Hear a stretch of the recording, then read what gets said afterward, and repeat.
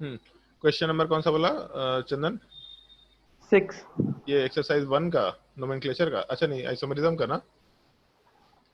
बना लिए थे सर, हमको ध्यान ही नहीं रहा। क्या दिए? हम तो पहला वाला एक्सरसाइज बना लिए। और पहला एक्सरसाइज थोड़ा नहीं दिए थे हम, तो आइसोमरिज्म को होमवर्क दिए होंगे ना।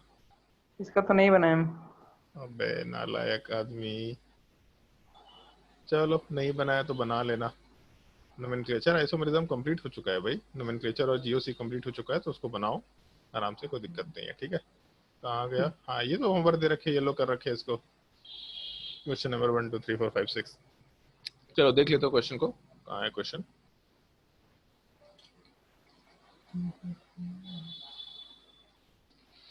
क्वेश्चन नंबर 6 में बोला है मॉलिक्यूलर फॉर्मूला C4H8O2 रिप्रेजेंट्स। चलो एक चीज बताओ, जैसे एक मॉलिक्यूलर फॉर्मूला अगर दे रखा है तो इस कंपाउंड में डिग्री ऑफ अनसैचुरेशन कितना होगा?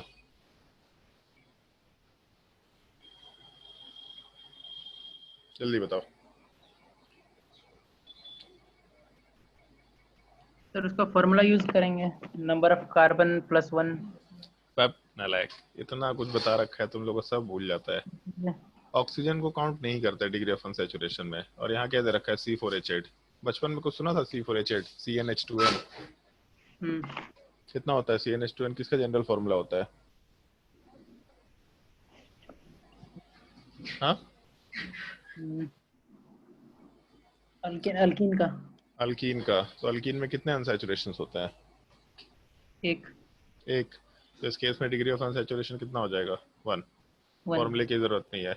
तो एसिड अगर लेके चले तो एसिड वाले पार्ट में C डबल बॉन्ड O होता है और एक ऑक्सीजन होता है, मतलब बेसिकली 2 ऑक्सीजन चाहिए और उसके अलावा एक अनसैचुरेशन भी कवर हो रहा है। ईस्टर अगर लेके चले तो ईस्टर वाले पार्ट में C double bond O oxygen के साथ कार्बन चेन होता है, तो यहाँ भी 2 ऑक्सीजन और एक अनसैचुरेशन वाला पार्ट है।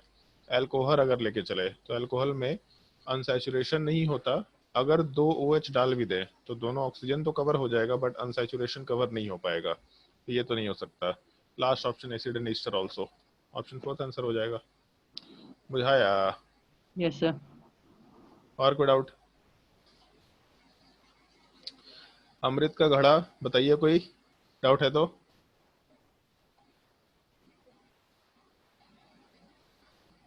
अमृत राज कोई डाउट है? इसको आवाज नहीं जा रहा क्या आज? रिया डाउट कोई? No sir. सर ये एक्सरसाइज 1 ही बनाए थे क्योंकि चंदन से ही पूछे थे।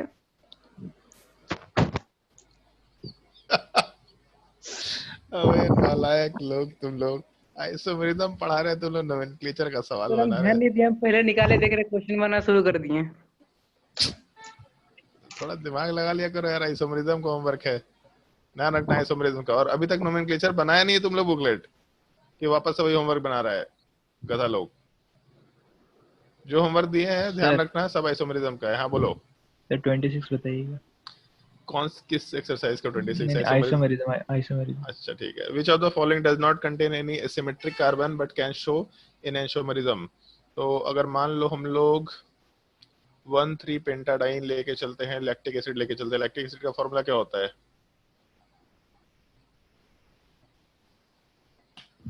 कार्बन रहता है और चारों वैलेंसी पे, एक पे COH, एक पे CH3, एक पे OH, एक पे H। एक पे OH एक पे H। तो इस केस में क्या बोला है? Does not contain any asymmetric carbon, और ये तुम लोगों को कायरल सेंटर के टाइम पे बताया था। एनसीईआरटी में टर्म दे रखा है एसिमेट्रिक कार्बन। एसिमेट्रिक कार्बन का मतलब होता है कायरल सेंटर। अगर कायरल कार्बन सेंटर हुआ तब उस केस में इसको एसिमेट्रिक कार्बन बोल दिया जाता है, बाकी जगह पे ऐसा टर्म यूज नहीं किया जाता, ठीक है। तो एसिमेट्रिक कार्बन का मतलब कायरल सेंटर भी होता है। तो यहाँ तो एक कायरल सेंटर है, ये आंसर नहीं हो सकता। टार्टारिक एसिड का फॉर्मूला मालूम है? हाँ सर, वो फिशर प्रोडक्शन है ना। टार्टारिक एसिड वाले पार्ट में ऐसा भी लिख सकते हैं, एक सेकंड रुक जाओ। टार्टारिक एसिड वाले पार्ट में 2 कार्बन होता है और दोनों कार्बन वाले पार्ट के ऊपर एक COH, उसके अलावा एक OH वाला पार्ट होता है। तो दोनों कार्बन के ऊपर एक COH हो गया और एक OH। तो यहाँ पे 2 कायरल सेंटर्स है। ऑप्टिकली एक्टिव हो सकता है लेकिन 2 कायरल सेंटर है, मतलब ये भी आंसर नहीं हो सकता। 1,3 पेंटाडाइन वाला पार्ट, 1,3 पेंटाडाइन मतलब 5 कार्बन चेन और 1 के बाद 3 पे डाइन लेके चल रहे हैं, ऑप्टिकली इनएक्टिव होगा, तो ये आंसर नहीं हो सकता। तो बचा क्या, 2,3 पेंटाडाइन। 2,3 पेंटाडाइन अगर कंसिडर करेंगे, एक सेकेंड, तो ऐसा कंसिडरेशन लेके चल सकते हैं हम लोग, ये स्ट्रक्चर होगा। तो एलिन्स का केस है ये। एलिन्स वाले पार्ट में मॉलिक्यूल, जैसे अगर दो पाई बॉन्ड कंजिक्यूटिव रहेगा तो उसको ऐसा समझना, जैसे एक पाई बॉन्ड है तो एक प्लेन हो गया, दूसरा पाई बॉन्ड दूसरा प्लेन हो गया, दोनों के दोनों अगर एक दूसरे के साथ कनेक्टेड है पाई बॉन्ड, तो दोनों मॉलिक्यूल ऐसा नहीं होगा एक पार्ट परपेंडिकुलर प्लेन में चला जाता है, ठीक है। तो उसको ऐसा समझ के चलो, जैसे मान लो एक डबल बॉन्ड वाला पार्ट अगर लेके चल रहे हैं, तो यहाँ पे एक CH3 है और एक यहाँ पे H है, ठीक है। मान लो यहाँ CH3 और H, तो अगर एक सिंगल बॉन्ड है तो पूरा का पूरा मॉलिक्यूल प्लेनर होगा, मतलब इस तरीके से तुमको दिखाई देगा, ठीक है। बट अगर बीच में एक और पाई बॉन्ड होता तो उस केस में दोनों पार्ट एक दूसरे के परपेंडिकुलर चले जाएंगे। तो अपने हाथ से ये स्ट्रक्चर बना के देख सकता है, जब हाथ से ये स्ट्रक्चर बना के देखेंगे कि दोनों एक दूसरे के परपेंडिकुलर चला गया, तो इसमें प्लेन ऑफ सिमेट्री आएगा कि नहीं आएगा, सेंटर ऑफ सिमेट्री आएगा कि नहीं आएगा, मॉलिक्यूल ज्योमेट्रिकल आइसोमरिज्म शो करेगा कि नहीं करेगा। तो अगर मॉलिक्यूल प्लेन के परपेंडिकुलर चला जाता है, तब उस केस में डिपेंड करता है कि हम लोग का जो ये दोनों ग्रुप था, थंब और नीचे वाला पार्ट, ये दोनों सेम है कि नहीं है। अगर ये दोनों डिफरेंट है और दूसरे तरफ का भी दोनों ग्रुप डिफरेंट है, तब कंपाउंड ऑप्टिकली एक्टिव ही निकल के आएगा। तो यहाँ पे जो एलिन्स का स्ट्रक्चर है कंजिक्यूटिव डबल बॉन्ड, उसके एक तरफ CH3 और उसके अलावा H है, और दूसरे तरफ C2H5 और उसके अलावा ये दूसरे तरफ CH3 और H है। इसका मतलब हम लोग का ये दोनों ग्रुप आपस में डिफरेंट है, इधर का भी दोनों ग्रुप आपस में डिफरेंट है। तो उस केस में मॉलिक्यूल में ना प्लेन ऑफ सिमेट्री निकल के आएगा, ना सेंटर ऑफ सिमेट्री निकल के आएगा, कंपाउंड ऑप्टिकली एक्टिव कहला जाएगा। एक बार हाथ से वो स्ट्रक्चर बना के देखना, ठीक है। पूरे मॉलिक्यूल को ऐसा, जैसे यहाँ CH3 है और यहाँ H है, दूसरे वाले पार्ट में CH3 और नीचे पे H है, दोनों प्लेनर होता अगर एक पाई बॉन्ड होता, बट कंजिक्यूटिव पाई बॉन्ड हुआ तो मॉलिक्यूल परपेंडिकुलर चला गया। अब इसमें सर्च करके देखो कि इसमें प्लेन ऑफ सिमेट्री आ रहा कि नहीं आ रहा है, या सेंटर ऑफ सिमेट्री आ रहा कि नहीं आ रहा, ट्राई करके देखना। और कोई डाउट? सर 39। क्वेश्चन नंबर 39 कहाँ है भैया? 39, how many isomer of C5H11OH will be primary? C5H11OH जब भी कभी मॉलिक्यूलर फॉर्मूला देगा तो सबसे पहला काम तुम लोग को बोला था डिग्री ऑफ अनसैचुरेशन कैलकुलेट करो। कितना डिग्री ऑफ अनसैचुरेशन होगा? नहीं होगा इसमें। नहीं होगा, ठीक है। अगर नहीं होगा इसका मतलब अल्कोहल जो है वो तो रहेगा, कोई भी डबल बॉन्ड नहीं रहने वाला है। बनाना क्या अपने को? Primary alcohol. तो अगर मान लो 5 का कार्बन चेन है, तो हम लोग 5 के कार्बन चेन में जो भी पॉसिबल स्ट्रक्चर्स हो सकता है वो सब बना के देखते हैं। तो एक 5 का लीनियर चेन हो गया, एक 4 का कार्बन चेन हो गया, एक का साइड चेन हो गया। तो साइड चेन पहले कार्बन पे लगा कि दूसरे पे लगा फर्क नहीं पड़ेगा। फिर 3 का कार्बन चेन और 2 का साइड चेन हो गया। अगर मान लो अपने को प्राइमरी अल्कोहल चाहिए, तो पहले कार्बन पे डाले ग्रुप को या दूसरे पे डाले, कोई फर्क नहीं पड़ेगा। तो इस केस में एक जगह पे OH डाला, एक स्ट्रक्चर बन गया। इस केस में ये दोनों कार्बन सेम है तो कहीं पे भी OH को डाला, लेकिन ये भी 1 डिग्री कार्बन है, तो इस केस में एक और प्राइमरी अल्कोहल बना सकते हैं। तो टोटल 2 स्ट्रक्चर इसमें हो गया। और ये चारों कार्बन सेम है तो किसी भी एक कार्बन पे OH ग्रुप डाल दिया, तो टोटल 4 आंसर होना चाहिए। एक बार आंसर देख लेना, ऑल्दो जैसे यहाँ पे मेंशन तो नहीं किया है कि स्टीरियो आइसोमर काउंट करना है कि नहीं करना है, बट इन जनरल जब हाउ मेनी आइसोमर बोलता है तो स्टीरियो आइसोमर काउंट करके चलना होता है। तो स्टीरियो आइसोमर के काउंटिंग के हिसाब से अगर काम करेंगे हम लोग, तो उस केस में हम लोगों के पास एक एक्स्ट्रा पार्ट आ जाना चाहिए यहाँ से 2 आइसोमर हो जाएगा, और कहीं से कोई आइसोमर, और तो कहीं से कोई आइसोमर निकल के नहीं आ रहा है। तो आंसर 5 होना चाहिए, लेकिन 5 कोई ऑप्शन और कहीं कोई है ऑप्शन? 5 का कार्बन चेन हो गया, 4 के कार्बन चेन में हम लोग को प्राइमरी अल्कोहल्स बनाना है, तो एक यहाँ लगा दिए ग्रुप को, एक यहाँ लगा दिए ग्रुप को, और कोई ऑप्शन सेकेंडरी तो बना नहीं सकते, यहाँ पे OH ग्रुप को लगा दिए। तो नहीं, ठीक है, आंसर 4 ही होना चाहिए। आंसर 4 होना चाहिए क्योंकि 5 ऑप्शन में है नहीं, तो और कोई ऑप्शन निकल के नहीं आएगा इसमें। और कोई डाउट?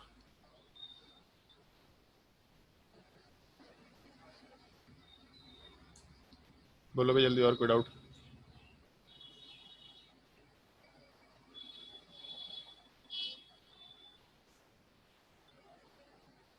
चलो आज क्लास में क्या पढ़ा रहे थे एक बार देख लेते हैं और क्लास शुरू करते हैं।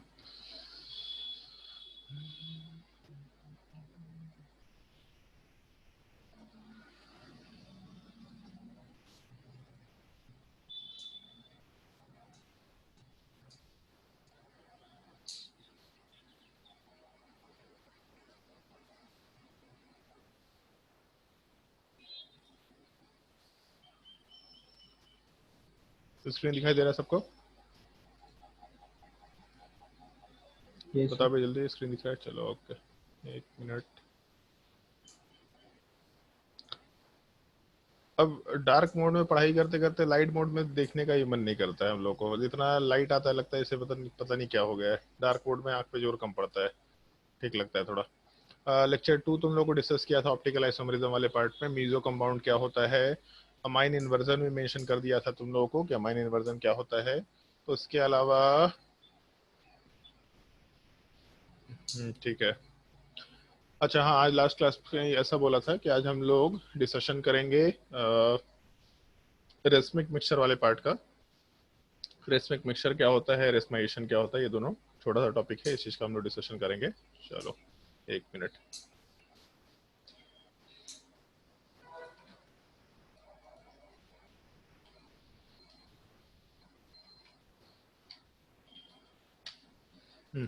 हेडिंग डाल दो, रेसमिक मिक्सचर।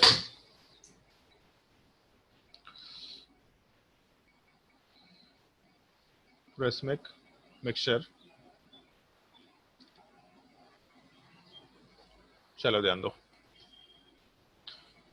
जैसे जब हम लोग रेसमिक मिक्सचर वाले पार्ट की बात करते हैं तो रेसमिक मिक्सचर वाले पार्ट का बेसिक मतलब ऐसा होता है, जैसे सबसे जो पहला लेक्चर हम लोग डिस्कस किए थे ऑप्टिकल आइसोमेरिज्म में, उस सबसे पहले लेक्चर में ऐसा मेंशन किए थे कि कंपाउंड में डी वाला पार्ट भी होता है और एल वाला पार्ट भी होता है। डी वाला पार्ट कंपाउंड को क्लॉकवाइज रोटेट कराता है, जबकि एल वाला पार्ट कंपाउंड को एंटी क्लॉकवाइज रोटेट कराता है। और अगर मान लो कि इनैंशियोमर्स की बात करें हम लोग, तो इनैंशियोमर्स में ऐसा मेंशन किया था कि एंगल ऑफ रोटेशन का डायरेक्शन अलग होता है, बट एंगल ऑफ रोटेशन का जो मैग्नीट्यूड होता है वो सेम होता है। मतलब अगर एक इनैंशियोमर में एक पार्ट डी है, तो अगर वो 10 डिग्री का एंगल ऑफ रोटेशन क्लॉकवाइज करा रहा, तो दूसरा पार्ट -10 डिग्री का एंगल ऑफ रोटेशन कराएगा एंटी क्लॉकवाइज डायरेक्शन। मतलब हम लोग अपोजिट डायरेक्शन में लिखेंगे तो इसलिए हम लोग माइनस साइन आराम से लिख सकते हैं। तो एक इनैंशियोमर का जो एंगल ऑफ रोटेशन है वो हमेशा इक्वल एंड अपोजिट होता है, हमेशा। तो अगर एक इनैंशियोमर को हम लोग इक्वल अमाउंट में मिक्स कर ले, इक्वल अमाउंट में, तब उस केस में जितना पार्ट क्लॉकवाइज रोटेशन कराता और जितने अमाउंट से रोटेशन कराता, एग्जैक्टली उतना ही पार्ट एंटी क्लॉकवाइज डायरेक्शन में भी रोटेशन कैरी आउट कर रहा है। तो इसका मतलब जो टोटल नेट रोटेशन है इन दोनों के वजह से, ये नेट रोटेशन वाला पार्ट कैंसल आउट हो जाएगा। तो ओवरऑल हम लोगों को एंगल ऑफ रोटेशन 0 के बराबर मिलेगा। और कभी भी कोई मिक्सचर या फिर कोई एक सॉल्यूशन अगर कंपाउंड के सॉरी उस कंपाउंड के थ्रू या उस सॉल्यूशन के थ्रू जब हम लोग प्लेन पोलराइज लाइट को पास करेंगे, तो अगर कभी भी कोई एक सॉल्यूशन प्लेन पोलराइज लाइट को कोई अफेक्ट नहीं करता, मतलब कोई एंगल ऑफ रोटेशन नहीं कराता, तो हम लोग उस मिक्सचर को आराम से ऑप्टिकली इनएक्टिव मिक्सचर बोल सकते हैं। तो इस केस में रेसमिक मिक्सचर ऑलमोस्ट इसी टाइप का चीज है। एक इनैंशियोमर्स का 50% रेशियो वाला पार्ट, मतलब equimolar mixture of D and L enantiomers. और उसमें पॉइंट ये रखता है कि हम लोग का टोटल इनैंशियोमरिक जो मिक्सचर है या फिर टोटल जो रेसमिक मिक्सचर है वो हमेशा ऑप्टिकली इनएक्टिव हुआ करता है। तो डिफिनेशन हम लोग नॉर्मली इस तरीके से डाला करते हैं, नोट करना शुरू करो definition. It is an equimolar mixture of D and L enantiomers of a given compound। वैसे इनैंशियोमर लिख दिया मतलब एक ही कंपाउंड के इनैंशियोमर की बात करते हैं, दो अलग अलग टाइप के कंपाउंड इनैंशियोमर्स नहीं बन सकते। Of a given compound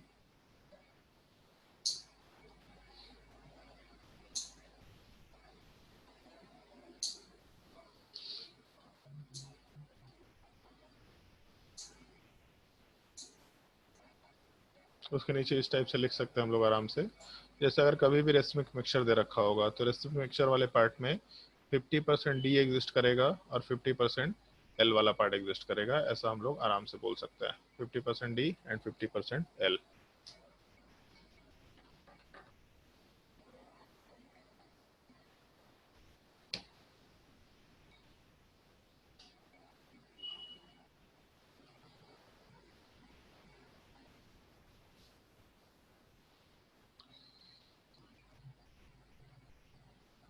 next point note करना, the net optical rotation of racemic mixture is always zero.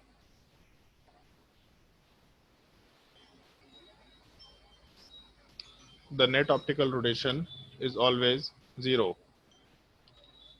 That is bracket में लिख सकते हैं, that is the mixture is optically inactive. और यही चीज हम लोग लास्ट क्लास में अमाइन इन्वर्जन वाले पार्ट में भी कंसिडर कर रहे थे। अमाइन इन्वर्जन होने से हम लोग का इनएंशोमेरिक पार्ट दोनों एग्जिस्ट करता है, तो एक तरीके से रेसमिक मिक्सचर में ही कन्वर्ट हो जाया करता है, नेट ऑप्टिकल रोटेशन वाला पार्ट जीरो निकल के आता है।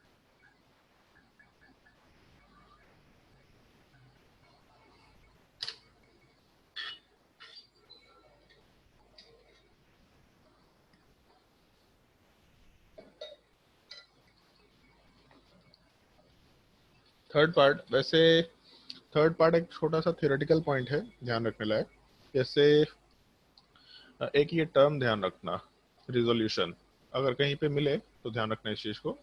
रिजोल्यूशन वाले पार्ट को हम लोग जब यूज करते हैं तो इस केस में इन जनरल अगर हम लोग एक इनएंशोमेरिक पेयर को, मतलब जो इनएंशोमर होता है, उन दोनों पर सेपरेट करने की कोशिश करते हैं, तो इस चीज को एक रेसमिक मिक्सचर में जब अप्लाई करेंगे हम लोग, मतलब एक रेसमिक मिक्सचर में 50% डी और 50% एल, इन दोनों को जब सेपरेट करना शुरू करते हैं तो इस प्रोसेस को हम लोग रिजोल्यूशन बोला करते हैं। तो इसलिए ध्यान रखना, जैसे इन जनरल ऐसा एक टर्म यूज किया जाता है कि कभी भी कंपाउंड को हम लोग ऑप्टिकली एक्टिव तभी बोलते हैं जब उनके एनेंशियोमर्स को हम लोग रिजॉल्व कर पाते हैं। रिजॉल्व करने का मतलब उनका सेपरेशन कर पाते हैं। तो जैसे अमाइन इन्वर्जन है तो उसका सेपरेशन नहीं कर पाते, दोनों पार्ट आपस में इंटर कन्वर्टिबल है अमाइन इन्वर्जन की वजह से। तो इसीलिए हम लोग अमाइन इन्वर्जन के केस में एक नाइट्रोजन के इनएंशियोमर को सेपरेट नहीं कर पाते कि वो दूसरे इनएंशियोमरिक पार्ट में आपस में कन्वर्ट होता रहता है।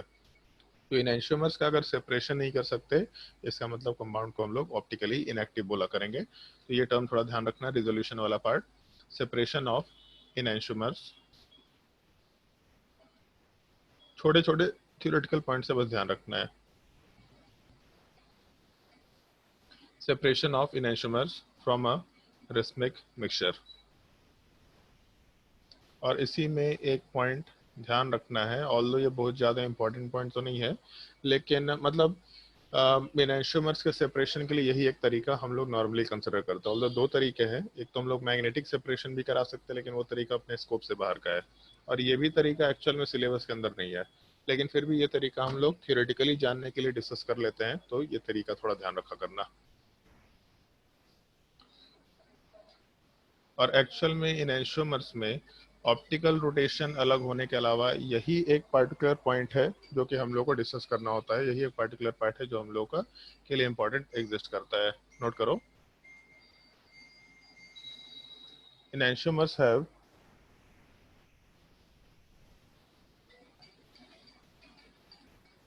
एक मिनट यार, किसी का कॉल आ रहा है।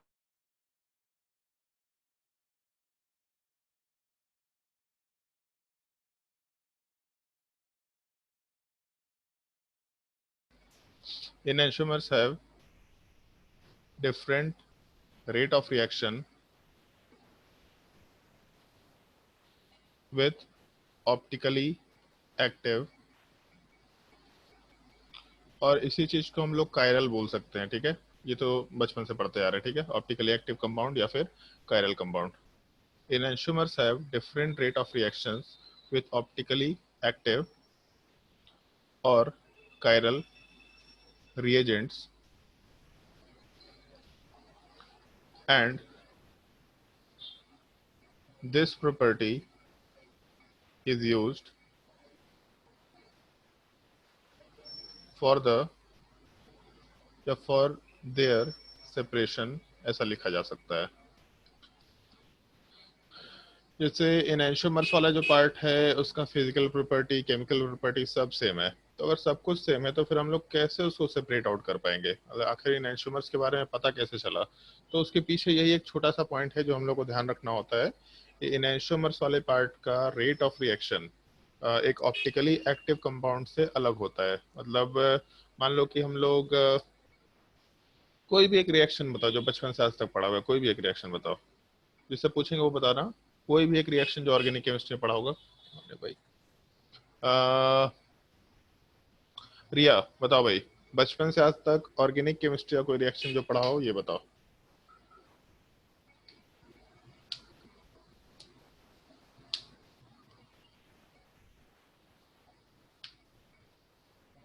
बोलो भाई रिया जल्दी।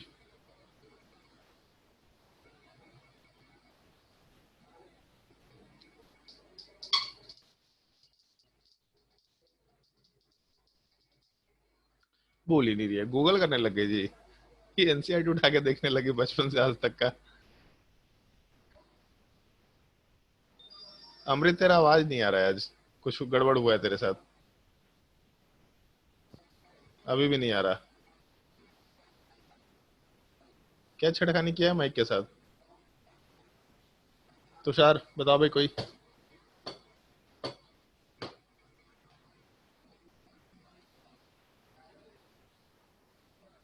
हाँ चैट आ रहा है बट तेरा आवाज नहीं आ रहा।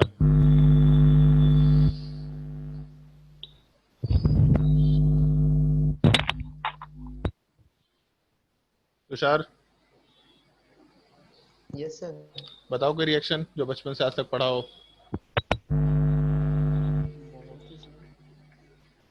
कोई भी रिएक्शन जो बचपन से आज तक पढ़ा हो, और 12th क्लास का रिएक्शन मत बता देना। सर मेरा माइक का ऑप्शन नहीं आ रहा है। इस माइक तो तेरा है ही यार ओपन, एक बार डिस्कनेक्ट करके कनेक्ट करो वापस से। अब रिया बताओ।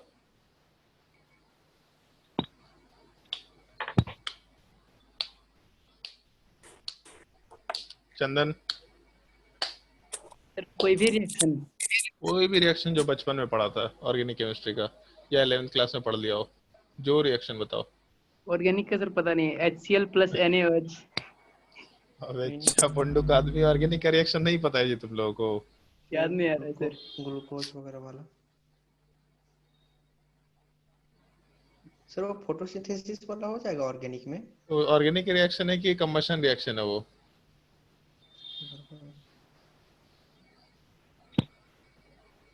दीदी दीदी अबे माइक ऑन दीदी करके, माइक ऑन करके क्यों हल्ला कर रहा है इधर? हाँ भाई सुधांशु कोई रिएक्शन ऑर्गेनिक का जो पढ़ा हो। Sir glucose plus. अरे कंबशन रिएक्शन है भाई, ऑर्गेनिक कंपाउंड का रिएक्शन नहीं है। कंबशन रिएक्शन का एक ऑर्गेनिक कंपाउंड के साथ रिलेशन डाल दिया गया है। हमें एक नाम बता। Esterification sir. हाँ स्टेरिफिकेशन रिएक्शन पढ़ा था कभी 10वीं क्लास में? Yes sir. यस सर, नालायक लोग सबके सब। स्टेरिफिकेशन रिएक्शन जैसे अगर मान लो दे रखा है, ठीक है, तो स्टेरिफिकेशन रिएक्शन में एक कार्बोक्सिलिक एसिड वाला पार्ट एक अल्कोहल के साथ रिएक्शन करता है। तो जैसे मान लो अगर अपने पास ये कार्बोक्सिलिक एसिड दे रखा है तो ये ऑप्टिकली एक्टिव होगा कि इनएक्टिव होगा? बता भाई Amrit. Yes sir. Optically active होगा कि इनएक्टिव होगा? Active sir. एक्टिव होगा, ठीक है। मान लेते हैं इसका हम लोग रेसमिक मिक्सचर लेके चलते हैं। रेसमिक मिक्सचर मतलब इसका R+S लेके चलते हैं, मान लेते हैं, और इसका रिएक्शन हम लोग एक अल्कोहल के साथ करा दिए। तो यहाँ पे ऑप्टिकली एक्टिव कंपाउंड है कि इनएक्टिव कंपाउंड है?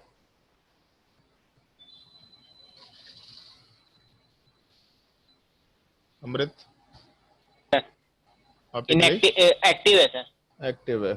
तो अगर हम लोग एक रेसमिक मिक्सचर का रिएक्शन एक ऑप्टिकली एक्टिव कंपाउंड के साथ कराए, वैसे एक चीज ध्यान रखना है, ऑप्टिकली एक्टिव के हम लोग केवल एक पार्ट को ही लेके चलेंगे, उसके दोनों पार्ट को लेके नहीं चलेंगे। तो जब हम लोग एक ऑप्टिकली एक्टिव रिएजेंट का रिएक्शन किसी रेसमिक मिक्सचर के साथ कराएंगे तो जो R वाला पार्ट होता है, मतलब इनैंशियोमर का एक पार्ट, उसके साथ रिएक्टिविटी अलग होगा और इनैंशियोमर के दूसरे पार्ट के साथ रिएक्टिविटी अलग होगा कंपाउंड का।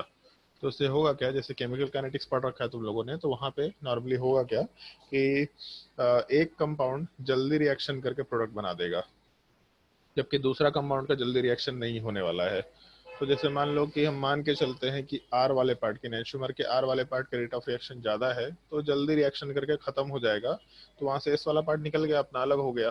तो इस एक चीज का ध्यान रखना, इन एंटीमर्स का जो रेट ऑफ रिएक्शन है वो किसी ऑप्टिकली एक्टिव रिएजेंट या कायरल रिएजेंट के साथ अलग अलग होता है, और इसी प्रॉपर्टी के बेसिस पे हम लोग आराम से कंपाउंड को सेपरेट कर सकते हैं। अब जैसे सवाल ऐसा पूछा जा सकता है कि सर इसमें सेपरेट कैसे किए, मान लीजिए तो रिएक्शन हो गया तो प्रोडक्ट बन गया, कोई दिक्कत नहीं है। जब प्रोडक्ट बनेगा तो प्रोडक्ट को फिर से डिसोसिएट कर दो, तो जब डिसोसिएट करेंगे तो अगर एक इनैंशियोमर वाला पार्ट प्रोडक्ट में कन्वर्ट हुआ था तो वापस से घूम करके वही चीज मिल सकता है हम लोग को, ऐसा हम लोग बोल सकते हैं। तो इस एक चीज का थोड़ा अपने को ध्यान रखते हुए काम करना होगा, जो कि हम लोग रेसमिक मिक्सचर से एसोसिएट करके चलता है। इस चीज को नोट करने की जरूरत नहीं है, समझने वाला पॉइंट केवल ऊपर का ये पार्ट है। थियोरेटिकली इस पॉइंट को ध्यान रखना काफी इंपॉर्टेंट पॉइंट है, और एनसीईआरटी में शायद दे भी नहीं रखा है, तो इसलिए ध्यान रखना और जरूरी है ये चीज। फिर उसके बाद हम लोग रेसमिक मिक्सचर में जैसे एक छोटा सा टर्म यूज किया करते हैं, रेसमाइजेशन। हेडिंग डाल दो रेसमाइजेशन। इस चीज को हम लोग फिर से रिपीट करेंगे, थोड़ा आगे देखेंगे।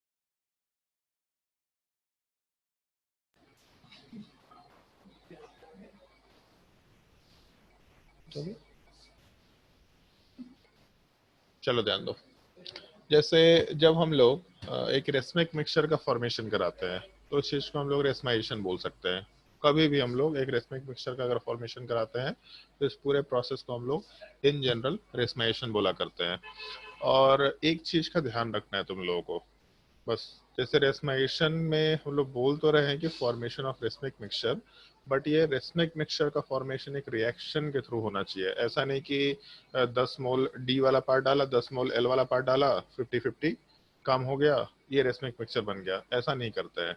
अगर एक रिएक्शन के टाइम पे इन एंशोमर्स का फॉर्मेशन हो रहा, तब उस केस में अगर 50-50 दोनों के दोनों एग्जिस्ट करेगा, तब उस पूरे प्रोसेस को हम लोग रेसमाइजेशन प्रोसेस आराम से बोल सकते हैं। ये चीज यहाँ पे मेंशन करना होता है। तो पॉइंट नोट कर लेते हैं, यहाँ पे मेंशन करो, formation of a racemic mixture, formation of a racemic mixture during a reaction is called as racemization, is called as racemization। ये कुछ थियोरेटिकल पॉइंट्स है जो इन एंशोमर्स के जस्ट बाद लिखाते हैं हम, बट छूट गया था वहाँ पे लॉकडाउन की वजह से, तो इसलिए ठीक है इसको अभी लिखा दे रहे। कुछ थियोरेटिकल पॉइंट्स है जिनका थोड़ा ध्यान रखना है तुम लोगों को। अब इसके बाद हम लोग आराम से स्टीरियो आइसोमरिज्म के काउंटिंग वाले पार्ट पे मूव कर सकते हैं। नोट करने के बाद अब अपने कॉपी में हेडिंग डाल दो, calculation of stereo isomer, calculation of stereo isomers.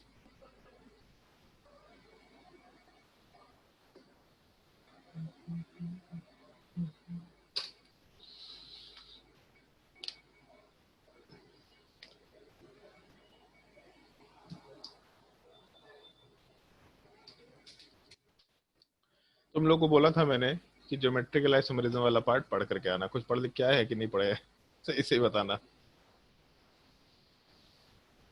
नहीं चंदन, कुछ पढ़ लिख के आया है?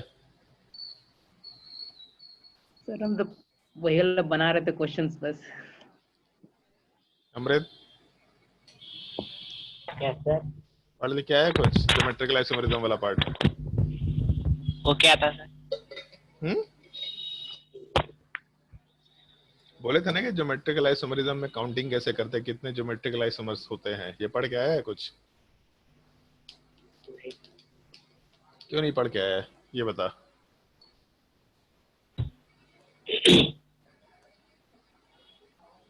बोलो भाई, क्यों नहीं पढ़ के आया? ध्यान में नहीं रहा सर। ध्यान में नहीं रहा? रिया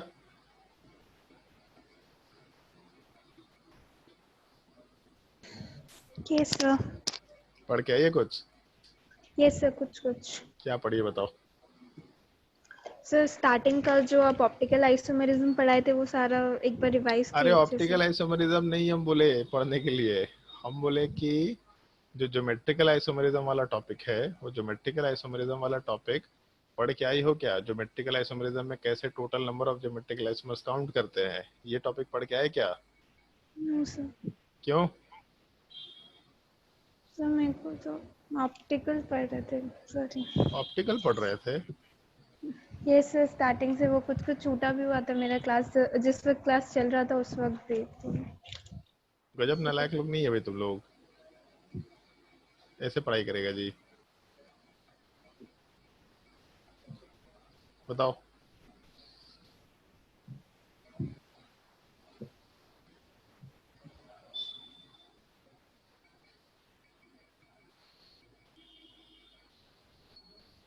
किसका चैट आया? हाँ सर पढ़े हैं, जितना स्टीरियो सेंटर्स होगा उसी को काउंट करके निकालते हैं। हाँ ठीक है, थोड़ा बहुत तो पढ़ाई की है। जितना स्टीरियो सेंटर होता है उसके हिसाब से काउंटिंग करना शुरू करते हैं हम लोग। तो स्टीरियो सेंटर क्या होता है, वैसे एक चीज़ है। ज्योमेट्रिकल सेंटर क्या होता है, हम लोग को ये चीज़ देखना होता है पहले। पहले तो यही देखते हैं हम लोग नॉर्मली कि ज्योमेट्रिकल सेंटर क्या होता है। इससे तो बाद में मतलब आता है अपना कि स्टीरियो सेंटर वाला पार्ट क्या निकल के आता है। जैसे जब हम लोग ज्योमेट्रिकल आइसोमेरिज्म की बात करते हैं तो ज्योमेट्रिकल आइसोमेरिज्म वाले पार्ट में वहाँ पे हम लोग स्टीरियो सेंटर वर्ड तो यूज़ कर सकते हैं, लेकिन ज्योमेट्रिकल सेंटर वर्ड यूज़ करना ज़्यादा बेटर कंसिडर किया जाता है। तो मेरे हिसाब से ज़्यादा बेटर प्रोपोजिशन होगा विथ रिस्पेक्ट टू, मतलब एज कम्पेयर टू ये तुम्हारा स्टीरियो सेंटर वाला पार्ट। क्योंकि जैसे थोड़ा सा एक कन्फ्यूजन क्रिएट होता है कि ज्योमेट्रिकल आइसोमेरिज्म में थोड़ा सा फॉर्मूला अलग होता है, थोड़ा सा कैलकुलेशन वाला पार्ट अलग होता है। तो चंदन वैसे हमको बोला था लास्ट क्लास में कि सर एक बार रिवाइज करा दीजिएगा, याद है कुछ चंदन? Yes sir. तो खुद से कहीं नहीं रिवाइज किया? बताओ, सब हम ही पढ़ा दे? बताओ भाई। सर वो जो नंबर ऑफ ज्योमेट्रिकल आइसोमेरिज्म और उसमें तो फॉर्मूला लिखवाए थे सर। फॉर्मूला लिख पाए थे सर? नहीं लिखाए थे और भी पढ़ाए थे। हाँ तो उससे काउंटिंग करना सीखना होता है ना। हाँ फिर चलो, वैसे हम तुम लोगों को कोई रिवीजन कराना है तो हम उसका थोड़ा फास्टली काम करते हैं ताकि हमको लिखना ना पड़े। हम एक लेक्चर जो अभी इंजीनियरिंग वालों को दिए थे वही चीज़ हम एक्सप्लेन करते हैं ताकि तुम लोगों को थोड़ा तेजी से वो चीज़ समझ में आए। कॉपी में तुम्हारे लिखा हुआ है क्योंकि हम पढ़ाएंगे नॉर्मली तो हम कॉपी में लिखने बोलेंगे, बस हम कहाँ पे कौन सा क्वेश्चन कराना है ये चीज़ का जब डिस्कशन करेंगे तब उसके बाद तुम लोग को बोलेंगे चलो ये चीज़ कॉपी में लिखना शुरू करो। तो एक सेकेंड थोड़ा लाइन पे रहो। और तुम लोग को पहले बोलना चाहिए था भाई कि सर ज्योमेट्रिकल आइसोमर वाला पार्ट हम लोग को एक बार फिर से देखना है। पहले बोल दिया था तो फिर कोई दिक्कत नहीं था, वहाँ तो हम करा ही देते शुरू में।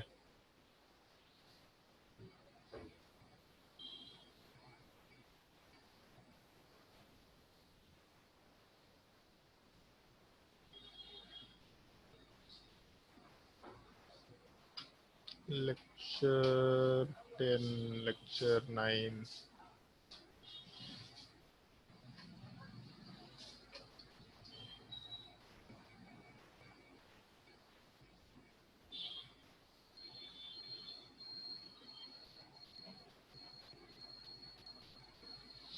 चलो ध्यान दो।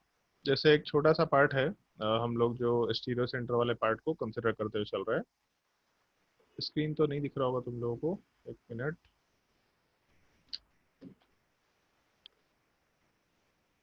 मेरे भी ध्यान से उतर गया, हो सकता था हम लास्ट क्लास में तुम लोग को लेक्चर बोल देते देखने के लिए। लेक्चर था ही तो आराम से देख सकते थे कि ताकि तुम लोग का रिवीजन हो जाता उस टॉपिक का। तो मेरे भी ध्यान से उतर गया चीज। सर सब चैप्टर का एक ही साथ लगातार में क्यों नहीं डाल देते हैं?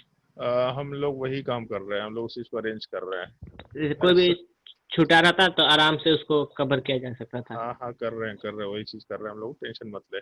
करने वाले, ठीक है, लोड मत ले ज्यादा। सारा काम एक ही बार में खत्म कर देगा करके। हम लोग पहले जैसे बैच वाइज बना रखे थे कि एक बैच का ये हो गया, ये बैच इस बैच का ये हो गया, इस बैच का ये हो गया। अभी हम लोग बैच वाइज काम नहीं कर रहे, हम लोग ऐसा सोच रहे हैं कि बैच वाइज चैनल बना दे। 11th इंजीनियरिंग का ये चैनल हो गया, इसका ये चैनल हो गया, इसका ये चैनल हो गया, और उसके बाद उसी में चैप्टर वाइज सारे के सारे लेक्चर्स को उसमें प्लेस करते चले जाए। ठीक है, हम लोग नॉर्मली ये चीज़ सोचे हैं। एक मिनट। तो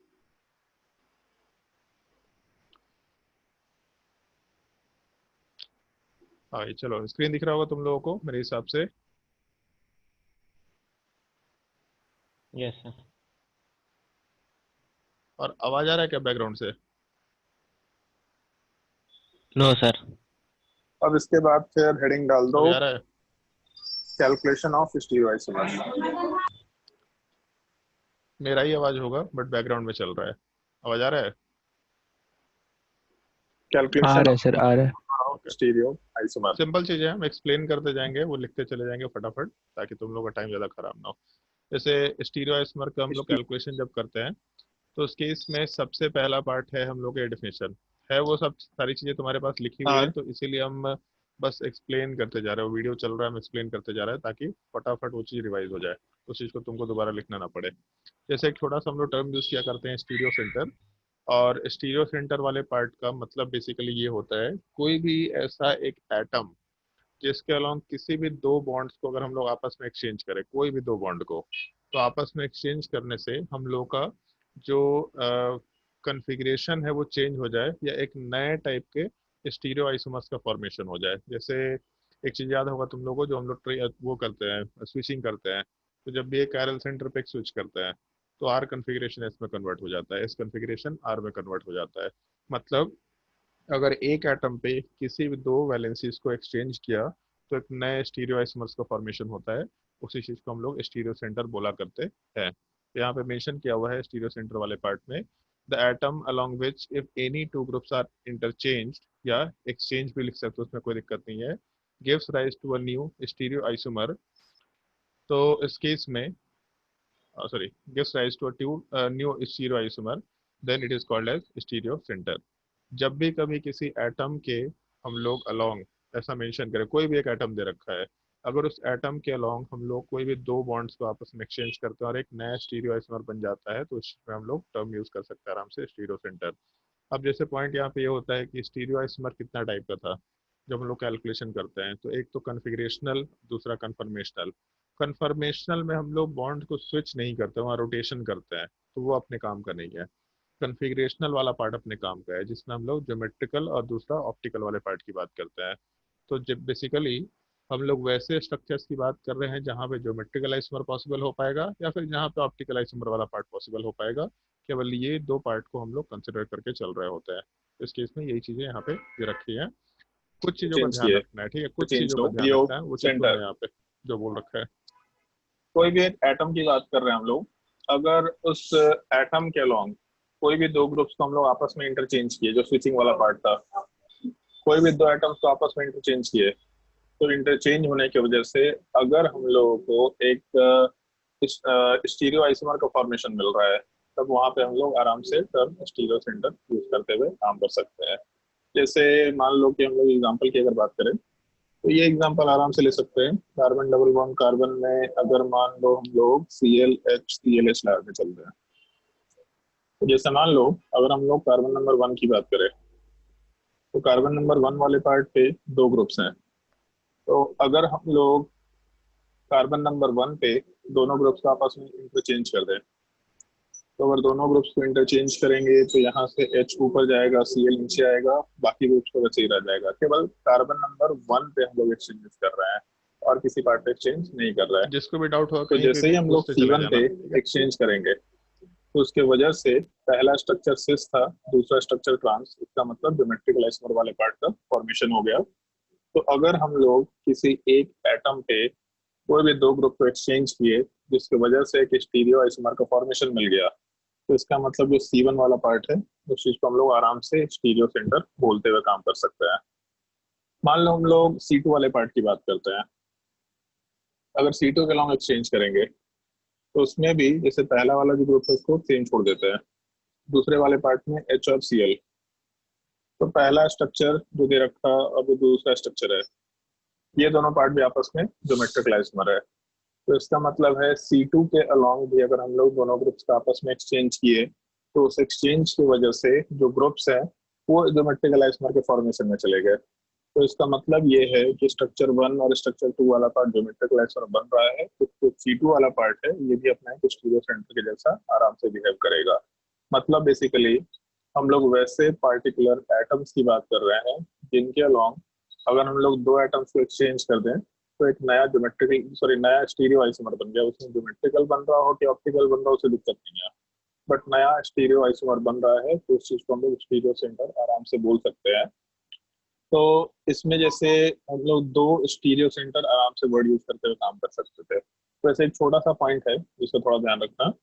मान लो अगर हम लोग स्ट्रक्चर 1 और 3 वाले पार्ट को कंसिडर करते हैं, तो यहाँ सॉरी 2 और 3 को, तो ये 2 और 3 दोनों आपस में सेम है।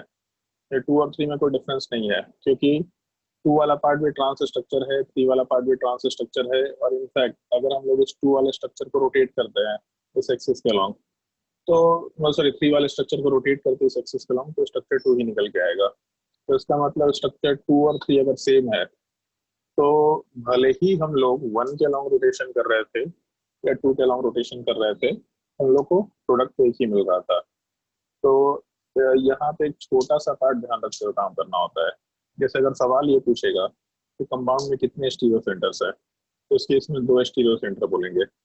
लेकिन जब सवाल में कैलकुलेशन करेंगे हम लोग, फॉर्मूला अभी आगे मेंशन करेंगे तुम लोगों को, जब सवाल में कैलकुलेशन करेंगे हम लोग कि कितने स्टीरियो आइसोमर बनेंगे, तो उस कैलकुलेशन के टाइम पे हम लोग एक ज्योमेट्रिकल आइसोमर के फॉर्मेशन के टाइम पे, केवल ज्योमेट्रिकल आइसोमर, ऑप्टिकल की बात नहीं कर रहा है, कायरल सेंटर्स की बात नहीं कर रहा है, ज्योमेट्रिकल आइसोमर के फॉर्मेशन के टाइम पे ये जो C1 और C2 है, ये दोनों के दोनों C1 C2 वाला पार्ट बेसिकली एक ही रेस्ट्रिक्टेड रोटेशन स्ट्रक्चर का पार्ट है।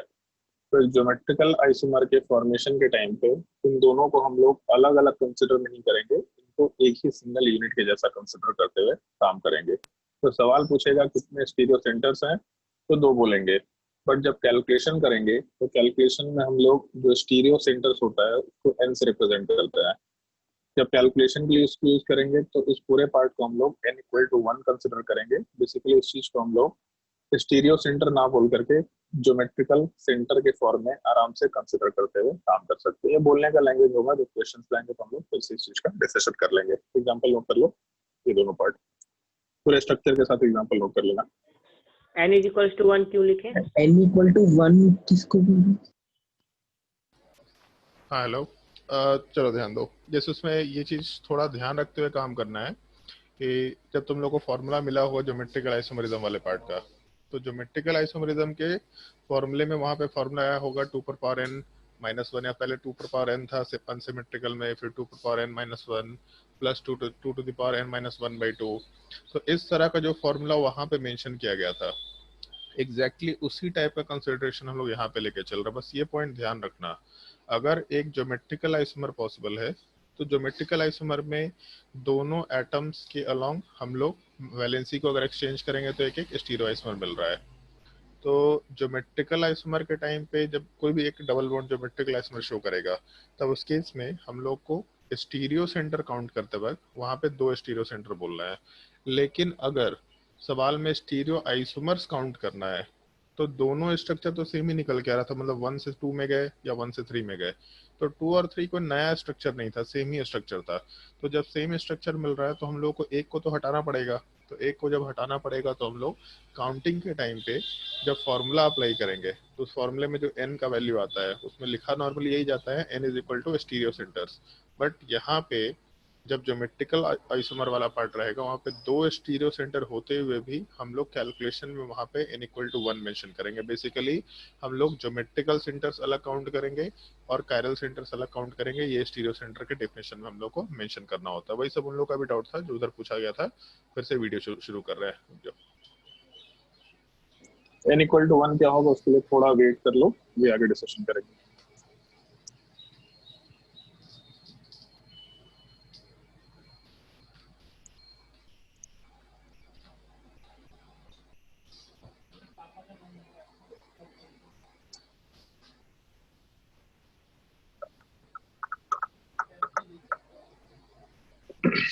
चलो भाई ध्यान दो। जब हम लोग कायरल सेंटर की बात करते हैं, तो ये तो बचपन से सुनते आ रहे हैं, बचपन से नहीं सुन रहे, अभी रिसेंटली सुना था। अगर कायरल सेंटर में हम लोग एक स्विच करते हैं तो अपना कॉन्फ़िगरेशन चेंज हो जाता है। जैसे पहले वाले केस में अगर आर कॉन्फ़िगरेशन है तो स्विच करने पे कॉन्फ़िगरेशन एस हो जाएगा। तो जब भी कभी एक कायरल सेंटर पे कोई भी 2 ग्रुप को एक्सचेंज किया तो कॉन्फ़िगरेशन चेंज होगा ही होगा, और जब कॉन्फ़िगरेशन चेंज होगा इसका मतलब स्पेस का ओरिएंटेशन चेंज हो रहा है। तो हमेशा जो एक पैरेलल सेंटर है उस चीज को हम लोग स्टीरियो सेंटर आराम से बोलते हुए काम कर सकते हैं। इस चीज का प्रॉपरली ध्यान रखना, all parallel centres are stereo centres, उल्टा नहीं होगा, all stereo centres are not parallel centre, क्योंकि ऊपर में दिख रहा था अपने को कि C1 वाला पार्ट C2 वाला जो पार्ट है ये दोनों स्टीरियो सेंटर है, बट पैरेलल सेंटर नहीं है क्योंकि इसकी फ्री हाइब्रिडाइजेशन होना जरूरी कंडीशन है। तो इसके नीचे बस पॉइंट मेंशन कर लेना है, एग्जांपल में नोट कर ही लो और उसके बाद पॉइंट खुद से मेंशन कर लेना, all parallel centres are stereo centres.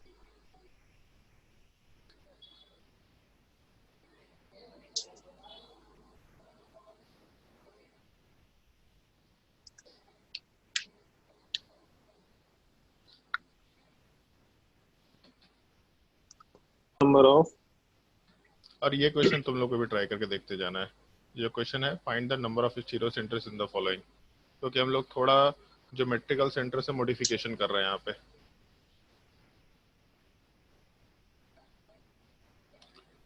अपने कॉपी में नोट करो स्ट्रक्चर नंबर 1 2 3 4, केवल 4 तक नोट करो, 4 तक नोट करो और उसके ऊपर डिस्कशन करेंगे हम लोग। केवल 4 स्ट्रक्चर्स नोट करो।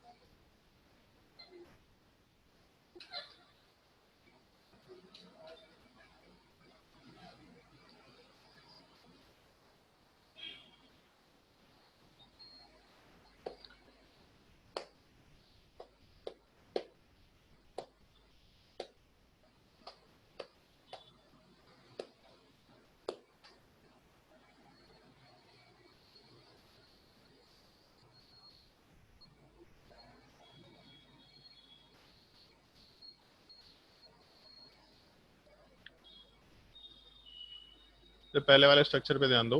सबसे पहले वाले स्ट्रक्चर में मॉलिक्यूल ऑप्टिकल आइसोमेरिज्म शो नहीं कर सकता। मॉलिक्यूल में कोई कैरल सेंटर भी नहीं है और पॉसिबिलिटी भी नहीं है, बहुत सारे प्लेन ऑफ सिमेट्री है, तो मॉलिक्यूल ऑप्टिकल आइसोमेरिज्म तो शो नहीं कर सकते, बिल्कुल फिक्स है, पहला चीज। दूसरा, मॉलिक्यूल में ज्योमेट्रिकल सेंटर भी पॉसिबल नहीं है। तो अगर मॉलिक्यूल में ऑप्टिकल आइसोमेरिज्म पॉसिबल नहीं है, मॉलिक्यूल में ज्योमेट्रिकल सेंटर वाला पार्ट पॉसिबल नहीं है, इसका मतलब वहाँ पे एक भी स्टीरियो सेंटर नहीं होगा। तो फर्स्ट वाले केस में आराम से 0 स्टीरियो सेंटर मेंशन करते हुए काम कर सकते हैं। क्वेश्चन नंबर 2 की अगर बात करते हैं हम लोग, तो क्वेश्चन नंबर 2 वाले पार्ट में जैसे अगर ढंग से देखो, ये क्वेश्चन मैंने इस तरह का क्वेश्चन करा रखा है तुम लोगों को, नंबर ऑफ स्टीरियो सेंटर्स कहाँ कहाँ हो सकते हैं। तो जिस कार्बन पे फ्लोरीन अटैच्ड है वहां पे एक स्टीरियो सेंटर होगा। एक मिनट रुक जाओ, एक्सप्लेन कर देते हैं।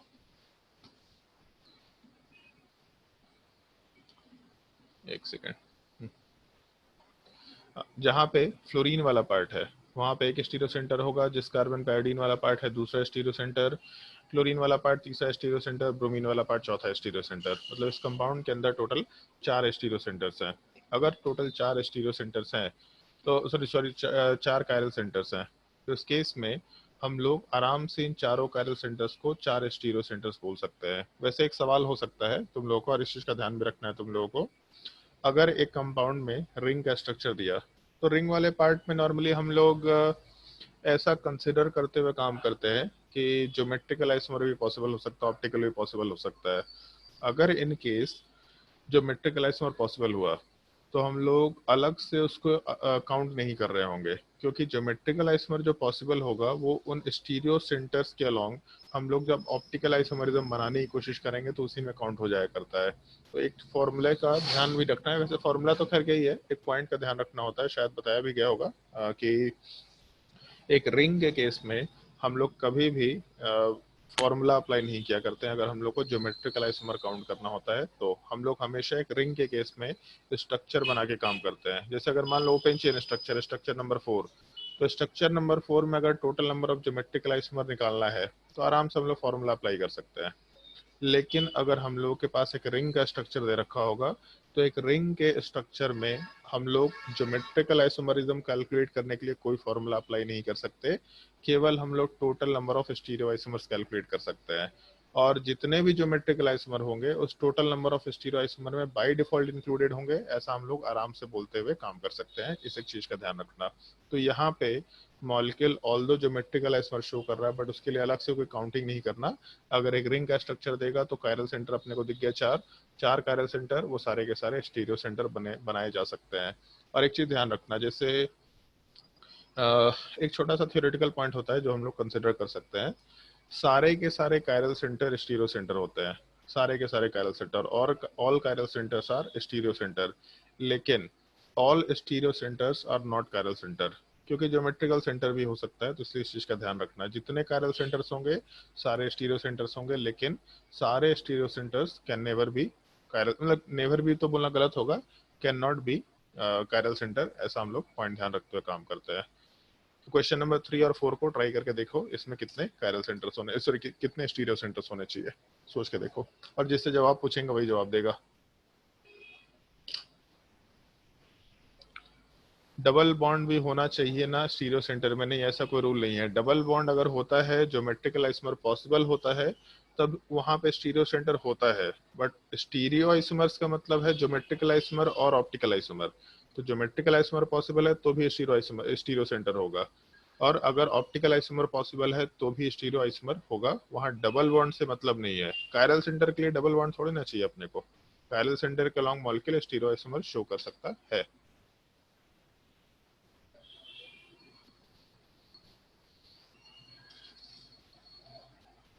क्वेश्चन नंबर 3 4 ट्राई करो।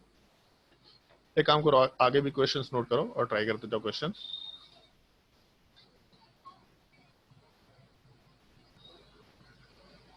सारे क्वेश्चंस ट्राई करो और फटाफट हम लोग डिस्कशन करना शुरू करेंगे। नोट करते जाना क्वेश्चन कॉपी में।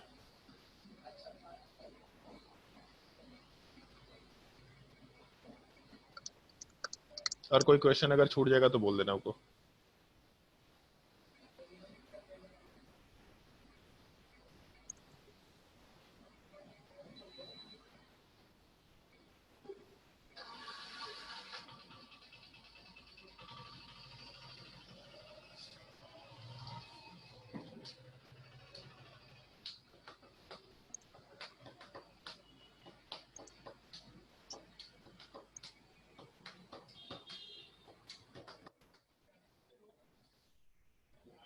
सर 5 6 क्या 6 नंबर सर। नंबर?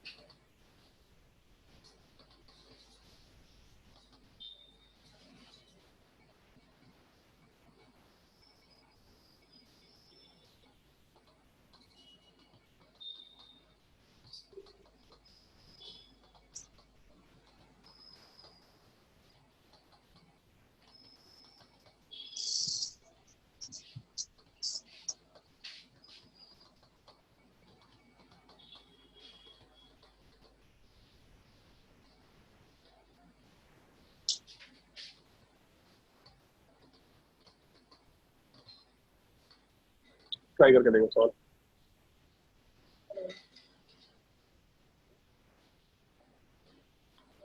ट्राई करो भी, सवाल ट्राई करो फटाफट, क्वेश्चन नंबर 11 तक।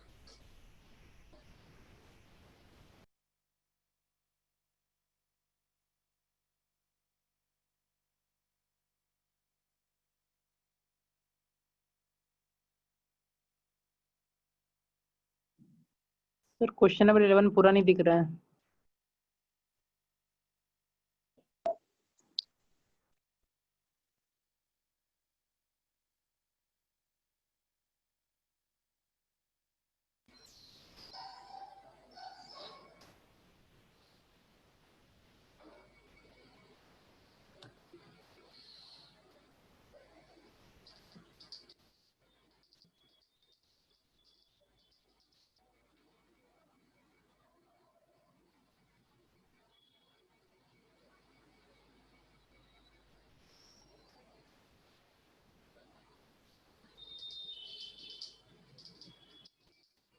और ये जो लेक्चर है, इस लेक्चर में ज्योमेट्रिकल आइसोमेरिज्म वाला पार्ट एक्सप्लेन भी किया हुआ है, तो अगर तुम लोग को पढ़ना होगा तो ये लेक्चर देख सकते हैं। कुछ डिफिकल्ट क्वेश्चंस हैं इसमें, बट मेरे हिसाब से सारी चीजें कनेक्टेड तुमको फील होंगी। कुछ सिंपल क्वेश्चन, कुछ डिफिकल्ट क्वेश्चंस हैं, बिल्कुल बेसिक टाइप से। तो जो बहुत डिफिकल्ट क्वेश्चन है उसको छोड़ सकते हैं, कोई दिक्कत नहीं है, उसके लिए कोई परेशानी नहीं है। तो वो लेक्चर देख के तुमको समझ में आ जाएगा। लेक्चर का लिंक हम भेज देंगे, तुम लोगों को आराम से लेक्चर को देख सकते हैं।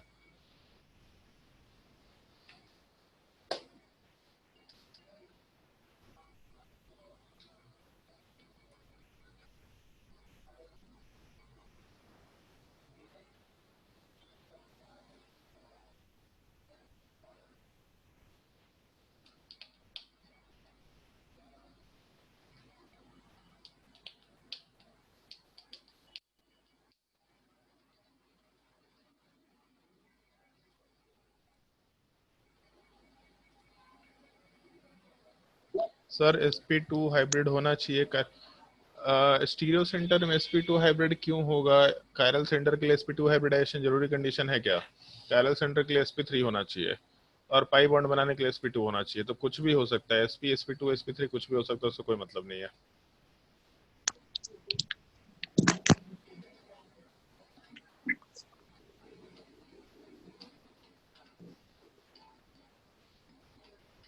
थोड़ा हम फास्ट क्या आएगा? फॉरवर्ड कर रहे हैं ताकि क्वेश्चन का डिस्कशन शुरू कर सके। सबसे पहले वाले केस में स्टीरियो सेंटर 0 होगा, दूसरे वाले केस में स्टीरियो सेंटर टोटल 4 निकल के आएगा। ये तो हम लोग डिस्कशन कर ही चुके हैं यहाँ पे। थर्ड वाले केस में स्टीरियो सेंटर टोटल 4 निकल के आएगा।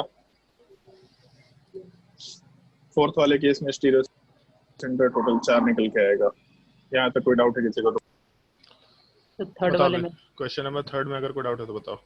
डाउट है? थर्ड में डाउट है। जैसे अगर क्वेश्चन नंबर 3 वाले पार्ट को कंसिडर करें हम लोग, तो क्वेश्चन नंबर 3 वाले पार्ट में जिस कार्बन के ऊपर OH है, ये कायरल सेंटर हो सकता है कि नहीं हो सकता? हो सकता है। हो सकता है। तो यहाँ पे एक स्टीरियो सेंटर हो गया। उसके अलावा यहाँ ज्योमेट्रिकल आइसोमर पॉसिबल है डबल बॉन्ड के अलोंग?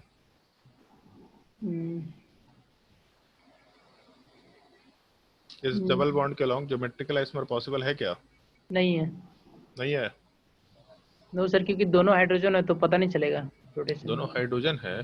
तो राइट साइड में सर, उधर राइट साइड में हाइड्रोजन दिख रहा है तुमको? कौन सा हाइड्रोजन दिख रहा है भाई? एक कार्बन है, यहाँ पे एक CH3, नीचे H, इधर साइड में ग्रुप और दूसरा H। तो मॉलिक्यूलर ज्योमेट्रिकल आइसोमर आराम से शो कर सकता है। ज्योमेट्रिकल आइसोमर पॉसिबल है। अगर ज्योमेट्रिकल आइसोमर पॉसिबल है तो उस केस में ये दोनों के दोनों एटम स्टीरियो सेंटर बनेंगे। तो 2 स्टीरियो सेंटर यहाँ पे हो गया। उसके अलावा यहाँ पे भी एक कायरल सेंटर दिख रहा है। तो इसका मतलब टोटल कितने स्टीरियो सेंटर हो गए? 4 के बराबर। ठीक है। क्वेश्चन नंबर 4 वाले पार्ट में अगर कोई डाउट है तो पूछ लो। अगर तुम लोग को ज्योमेट्रिकल आइसोमर में भी दिक्कत है तो ज्योमेट्रिकल आइसोमर का भी लिंक हम भेज देंगे, उस चीज को देख सकते हैं। कोई तकलीफ वाली चीज नहीं है, देख लो एक बार। अगर भूल गए होंगे तो रिवीजन हो जाएगा उसी बहाने। लेकिन आप क्लास में पढ़ाने वाले नहीं है, अभी टाइम नहीं खराब कर सकते आप लोग। अगर उसके बाद किसी को डाउट क्लास चाहिए हो तो डाउट ले लेना लेक्चर देखने के बाद।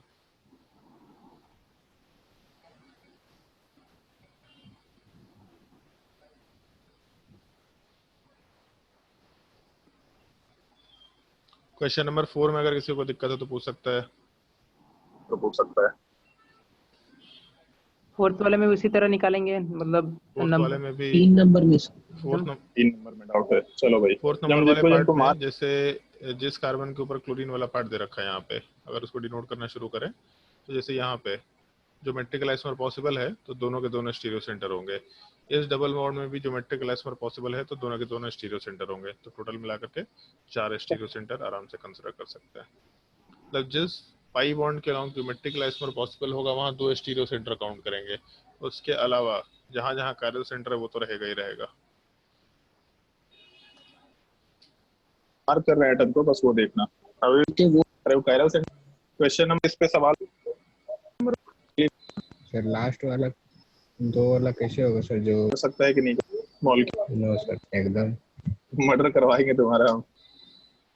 बोल रहे थे जल्दी गायब हो।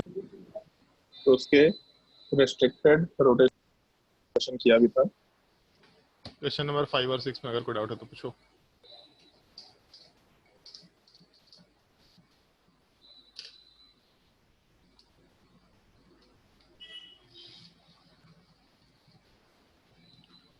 सर sp2 हाइब्रिडेट होना चाहिए सर। क्वेश्चन नंबर 6 वाले पार्ट पे आते हैं।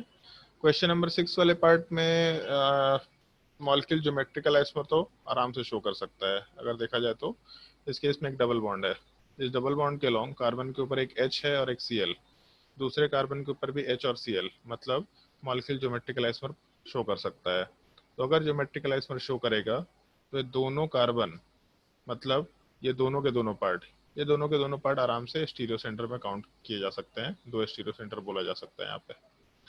अगर तुम लोगों को ज्योमेट्रिकल आइसोमर वाले पार्ट में दिक्कत है तो उसके इसमें हम एक लेक्चर का लिंक भेज देते हैं, लेक्चर 1 लेक्चर 2 ज्योमेट्रिकल आइसोमर का, क्योंकि इंजीनियरिंग वालों को ज्योमेट्रिकल आइसोमरिज्म हम क्लास 12 में ही पढ़ाए थे। तो उस लेक्चर को देख लेना, बहुत बेसिक टाइप का कंसेप्ट है, सिमिलर ही कंसेप्ट है, मतलब इसमें ऐसा नहीं कि मेडिकल इंजीनियरिंग का अलग कोई टॉपिक है, सेम ही चीजें हैं, वही चीज वहाँ भी पढ़ा रखा है, वही चीज यहाँ भी पढ़ना है, देख सकते हो उस चीज को आराम से। क्वेश्चन नंबर 5 में कोई डाउट है तो पूछ सकते हैं।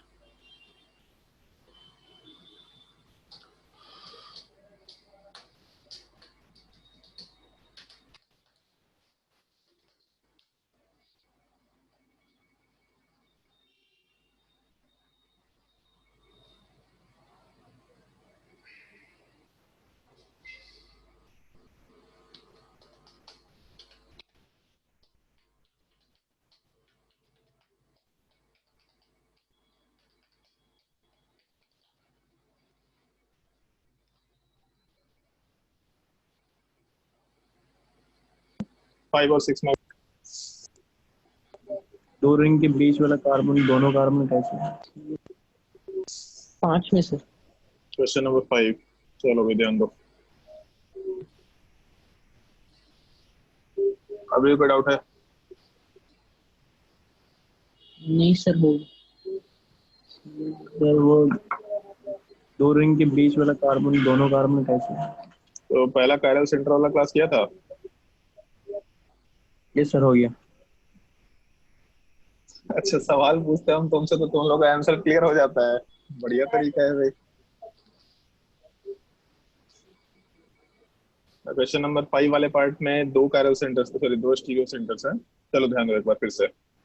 जैसे आगे जब हम लोग कैलकुलेशन शुरू, ये 2 to the power n, 2 to the power n minus 1 plus 2 to the power n minus 1 by 2, इस तरह का बहुत सारा फॉर्मूला आएगा। तो ये जो n है ये total number of stereo centre को रिप्रेजेंट करता है। मतलब लिखते जब हम लोग फॉर्मूला, तो फॉर्मूले में n is equal to total number of stereo centres, ये बोलने का तरीका होता है। लेकिन एक चीज का तुम लोगों को ध्यान रखना है, जो भी ऊपर डिस्कस भी किया था, अगर एक मॉलिक्यूल ज्योमेट्रिकल आइसोमर शो कर रहा है तो भले ही हो सकता है कि उसमें 2 स्टीरियो सेंटर हो, लेकिन अभी जस्ट ऊपर डिस्कशन किया था कि पहले वाले के लॉन्ग चेंजेस कराओ या दूसरे वाले के लॉन्ग चेंजेस कराओ, जो स्ट्रक्चर्स बनेगा वो आपस में सेम निकल के आता है। तो भले ही सवाल में अगर ये पूछे कितने स्टीरियो सेंटर्स हैं तो 2 स्टीरियो सेंटर्स हैं, लेकिन जब हम लोग फॉर्मूले में इसको पुट करेंगे तो ये पूरे के पूरे पार्ट को हम लोग n इक्वल टू 1 कंसिडर करके चलेंगे। मतलब वैसे केसेस में जहां मॉलिक्यूल केवल ज्योमेट्रिकल आइसोमर शो कर रहा है, तो उस पार्टिकुलर केस में जब भी कभी हम लोग रेस्ट्रिक्टेड रोटेशन स्ट्रक्चर के लॉन्ग 2 स्टीरियो सेंटर्स की बात करेंगे, फॉर्मूले में हमेशा उसको n इक्वल टू 1 कंसिडर करते हुए काम करना है। इस एक चीज का थोड़ा ध्यान रखना। जैसे मान लो ये केस दे रखा, इसमें यहाँ पे 2 पैरेलल सेंटर, ये सॉरी 2 स्टीरियो सेंटर्स है, मार्क कर देते हैं। ये 2 स्टीरियो सेंटर्स पहले वाले में है और दूसरे वाले में भी 2 स्टीरियो सेंटर्स है।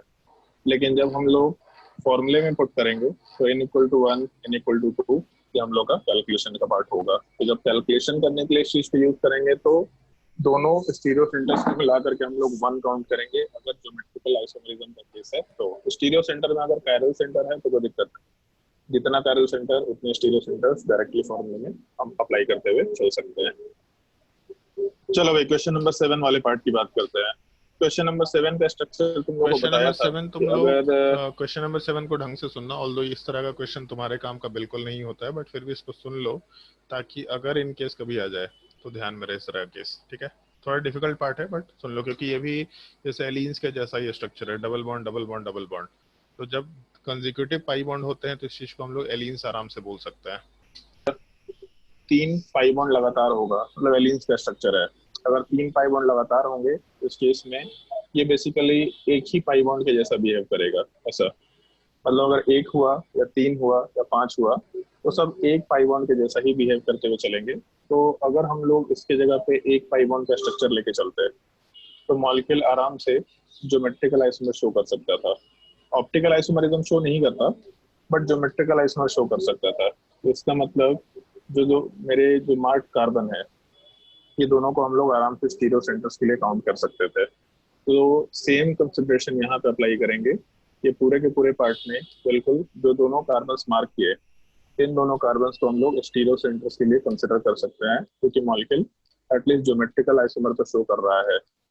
और इसमें एक चीज का ध्यान रखना है, जब हम लोग फॉर्मूले में इस चीज को यूज करेंगे तो ये पूरे के पूरे यूनिट को n = 1 कंसिडर करते हुए काम करना है, वो भी ज्योमेट्रिकल आइसोमरिज्म वाले पार्ट के लिए केवल। कभी भी इसको n = 2 में काउंट नहीं करेंगे। सेम टाइप से उसके नीचे स्पाइरो का स्ट्रक्चर दे रखा। स्पाइरो वाले पार्ट में भी सेम चीज था। अगर 1 रिंग हुआ तो मॉलिक्यूल ज्योमेट्रिकल आइसोमर शो कर पाएगा, अगर 3 हुआ 5 हुआ तो शो कर पाएगा, अगर 2 हुआ 4 हुआ 6 हुआ 8 हुआ तो इवन नंबर वाले पार्ट में ज्योमेट्रिकल आइसोमर की कोई पॉसिबिलिटी नहीं होती है। तो सेकेंड वाले केस में ज्योमेट्रिकल आइसोमर नहीं निकल पाएगा बट ऑप्टिकल आइसोमरिज्म वाला पार्ट कंसिडर किया जा सकता है। थोड़ा बहुत इमेजिनेशन का केस बताया था तो वहां से ऑप्टिकल आइसोमरिज्म वाले पार्ट में हम लोग आराम से कंसिडरेशन लेके चल सकते हैं कि यहाँ पे कंपाउंड में ऑप्टिकल आइसोमरिज्म पॉसिबल है। बट कायरल सेंटर नहीं है यहाँ पे, और ऐसा जरूरी भी नहीं कि कायरल सेंटर होना जरूरी होता है, पीओएस सीओएस एब्सेंट होना जरूरी होता है। तो इस तरह के केस का थोड़ा ध्यान रखना। हम लोग डिस्कशन करेंगे भी बाद में भी, चीज का डिस्कशन बार बार चलेगा। जो क्वेश्चन तुम लोगों के बचे हुए हैं ऊपर शुरू में लिखवाया था ना कि आइसोमरिज्म में 40 क्वेश्चन कराएंगे जिसमें 32 33 34 क्वेश्चन करा रखा है, उसके बाद में यही सब केसेस होंगे। तो इस केस में अगर कंपाउंड वाले पार्ट में ऑप्टिकल आइसोमरिज्म शो कर रहा है तो ये पूरे के पूरे पार्ट में हम लोग 2 जगह पे कंसिडरेशन लेते हुए चल सकते थे। बट हम लोगों को ये 3 केसेस, सॉरी ये क्वेश्चन नंबर 8 वाला पार्ट है 9 वाला पार्ट है, इन 2 केसेस को केवल फॉर्मूले वाले पार्ट के लिए यूज करते हुए काम करना है। इस पूरे यूनिट को और यहाँ से लेके यहाँ तक यूनिट को हम लोग n = 1 काउंट करते हुए आराम से कैलकुलेशन करेंगे। अगर ज्योमेट्रिकल आइसोमर शो करता तो उस केस में 2 स्टीरियो सेंटर्स होता, बट अगर केवल ऑप्टिकल आइसोमरिज्म शो कर रहा है तो इसका मतलब इस पूरे के पूरे यूनिट के अलोंग हम लोग केवल एक ही वेरिएशन कर पा रहे होंगे। तो इस चीज का थोड़ा ध्यान रखना है तुम लोग को। जैसे इस तरह का केस ज्योमेट्रिकल आइसोमरिज्म के लिए मे भी पूछा जा सकता है, ऑप्टिकल के लिए वैसे नंबर ऑफ स्टीरियो आइसोमर्स में तो मेरे हिसाब से बिल्कुल नहीं पूछेगा, बहुत ही अबसर्ड सवाल होगा। एम्स में पूछा जा सकता है आराम से, बट क्योंकि नीट हो गया है अब केवल, तो अब सवाल पूछना है एब्सर्ड है। लेकिन सवाल ये पूछा जा सकता है कि मॉलिक्यूल ज्योमेट्रिकल आइसोमर शो कर सकता है कि नहीं कर सकता है। तो अगर एलीन्स का केस हुआ जहाँ पे 1 pi bond 3 pi bond 5 pi bond है तो उसको एक के जैसा कंसिडर करके आराम से ज्योमेट्रिकल आइसोमर वाला पार्ट का सिनेरियो देख सकते हैं। सिमिलर टाइप से जब स्पाइरो कंपाउंड होगा तो जैसे 1 रिंग है तो 1 पाई बॉन्ड कंसिडर कर लो, तो 1 पाई बॉन्ड या फिर 1 रिंग। अगर 3 रिंग या 3 पाई बॉन्ड, इस तरह का सिनेरियो हम लोग आराम से एक तरीके से कंसिडर करते हुए काम कर सकते हैं। वहां से मॉलिक्यूल ज्योमेट्रिकल आइसोमर शो कर रहा कि नहीं कर रहा है, मॉलिक्यूल ऑप्टिकल आइसोमर शो कर रहा कि नहीं कर रहा, इन सब कंसिडरेशन को आराम से लेते हुए चल सकते हैं। बस ये है कि भले ही यहाँ पे 3 पाई बॉन्ड होगा लेकिन वो तीनों पाई बॉन्ड होते हुए भी पूरा का पूरा पार्ट में बॉन्ड का वेरिएशन केवल आइदर एक कॉर्नर पे है नहीं तो दूसरे कॉर्नर पे है। मतलब हम लोग का जो पाई बॉन्ड वाला पार्ट दे रखा है, इसको हाईलाइट कर रहे हो, जो हम लोग का पाई बॉन्ड वाला पार्ट दे रखा है, उस पाई बॉन्ड में केवल इस पार्टिकुलर कार्बन पे हम लोग 2 ग्रुप्स को आपस में स्विच कर सकते हैं, या फिर केवल इस कार्बन वाले पार्ट के लॉन्ग 2 ग्रुप्स को आपस में स्विच कर सकते हैं। तो हम लोग जो स्टीरियो सेंटर वाला काउंटिंग करेंगे वो केवल इन दोनों कार्बन के रिस्पेक्ट में बात करेंगे। बीच वाले कार्बन पे तो 2 ग्रुप्स ही नहीं है जिसको स्विच कर पाए, तो इसीलिए इस चीज का ध्यान रखना। इसमें पूरे के पूरे यूनिट को हम लोग n = 1 काउंट करते हुए चलते हैं, ना कि हम लोग वहां पे 3 पाई बॉन्ड के हिसाब से n = 3 वाला पार्ट कंसिडर करते हुए चलेंगे। भाई उधर से कलाकारी मत करो, ठीक है? चलो आगे ध्यान दो। इस पार्ट को हम अभी डिस्कस कर ले रहे हैं, ये पूरा का पूरा कंसिडरेशन, और उसके बाद फिर हम लोग वो दोनों लेक्चर देख लेंगे ताकि तुम लोग को ज्योमेट्रिकल आइसोमर वाले पार्ट में कोई दिक्कत ना हो। ऐसा कंसिडर कर सकते हैं, ये ध्यान रखना नहीं चाहिए। उसके जैसे नीचे वाले क्वेश्चन पार्ट नंबर में, 9 क्वेश्चन नंबर 9 वाले पार्ट में हम लोगों को एग्जैक्टली सेम कंसिडरेशन लेकर के चलना है। सर अगर स्टीरियो सेंटर 3 हुआ तो n = क्या होगा? तो स्टीरियो सेंटर 3 हुआ तो n = 3 लेंगे, उसमें ये देखना है कि स्टीरियो सेंटर वाले पार्ट में ज्योमेट्रिकल सेंटर वाला पार्ट है कि नहीं है। अगर ज्योमेट्रिकल सेंटर है तो दो स्टीरियो सेंटर हमेशा वन, एक पाई बॉन्ड के लॉन्ग दो ही पार्ट होगा जहां पे हम लोग स्टीरियो सेंटर बना सकते हैं। तो दोनों मिला के वन, फिर अगला दोनों मिला के वन, अगला दोनों मिला के वन। अदरवाइज स्टीरियो सेंटर तीन है तो तीन है, उसमें n इक्वल टू 3 लेंगे। आएगा, अभी रुक जाओ, जब कैलकुलेशन करेंगे तब डिस्कस करेंगे इस चीज को। की बात सुन लो इस करते हैं। चीज को भी। तो अगर ही हो सकता है, अगर पॉसिबल तब टोटल फॉर्मूले वाले पार्ट में चीज को n इक्वल टू 1 कंसिडर आराम से करते हुए चल सकते हैं। मॉलिक्यूल वाला पार्ट ज्योमेट्रिकल आइसोमर शो कर सकता है, स्टीरियो मतलब ऑप्टिकल आइसोमर शो नहीं कर सकता। तो अगर ज्योमेट्रिकल आइसोमर शो कर सकता है तो हम लोग के दोनों कॉर्नर्स को स्टीरियो सेंटर बोला करेंगे, लेकिन हम लोग जब फॉर्मूले में इस चीज को अप्लाई करेंगे तो n इक्वल टू 1 लेके ही कैलकुलेशन करेंगे। ये सब बता रहे हैं क्योंकि हम लोग को आगे कैलकुलेशन में इस चीज का जरूरत पड़ सकता है। वाला पाई बॉन्ड है, स्ट्रक्चर है, लेकिन बीच में डबल बॉन्ड कंसेक्यूटिव नहीं है। तो ये चीज बताया था तुम लोगों को, एलिन्स का मतलब है लगातार डबल बॉन्ड होना चाहिए। अगर लगातार डबल बॉन्ड होना चाहिए तो बीच में एक ब्रेक लगा हुआ है, इसके वजह से एक पार्ट अलग है, दूसरा पार्ट अलग है। मतलब जो राइट साइड वाला पार्ट है ये एक एलिन्स का स्ट्रक्चर है, लेफ्ट में तो एक ही डबल बॉन्ड है तो कोई दिक्कत नहीं है। पहले वाले के long molecule geometrical isomer show कर पाएगा, और जब इवन नंबर वाला पार्ट होता है तो परपेंडिकुलर प्लेन में चला जाता है ग्रुप, उसको हम लोग कंसिडर नहीं करते। But odd number of pi bond में वापस से सारे के सारे एटम्स प्लानर होते हैं, तो 1 पाई बॉन्ड लो या 3 पाई बॉन्ड लो या 5 पाई बॉन्ड लो, सेम टाइप का कंसिडरेशन आएगा। सेकेंड वाले केस में भी ज्योमेट्रिकल आइसोमर वाला पार्ट पॉसिबल हो जाएगा। ऑप्टिकल आइसोमर दोनों में पॉसिबल नहीं होगा ऐसा मान के चल लो अभी के लिए। तो इस केस में अगर ज्योमेट्रिकल आइसोमर पॉसिबल है बट ऑप्टिकल आइसोमर पॉसिबल नहीं है तो भी हम लोगों को दिक्कत नहीं है। स्टीरियो सेंटर में आराम से हम लोग 4 स्टीरियो सेंटर ले सकते थे, लेकिन जब हम लोग कैलकुलेशन के लिए यूज करेंगे तो कैलकुलेशन वाले पार्ट में ये पूरे पार्ट को n इक्वल टू 1 और ये पूरे पार्ट को हम लोग n इक्वल टू 1, इसका मतलब फॉर्मूले में n इक्वल टू 2 अप्लाई करते हुए कंसिडरेशन लेके चलेंगे। अभी के लिए इस चीज का थोड़ा कैलकुलेशन में ध्यान रखना। और क्वेश्चन नंबर जब 11 की बात करेंगे तो 11 में ज्योमेट्रिकल आइसोमर पॉसिबल नहीं है और ऑप्टिकल आइसोमर वाला पार्ट भी पॉसिबल नहीं है। तो अगर ज्योमेट्रिकल ऑप्टिकल दोनों पॉसिबल नहीं है, इसका मतलब हम लोग आराम से 0 स्टीरियो सेंटर वाला पार्ट कंसिडर करते हुए काम कर सकते हैं। अगर क्वेश्चन नंबर 11 में किसी को डाउट है तो पूछ सकता है। क्वेश्चन नंबर 7, 8, 9, 10 तुम लोग काम का बहुत ज्यादा नहीं होगा। क्वेश्चन नंबर 11 में अगर डाउट है तो पूछ लो।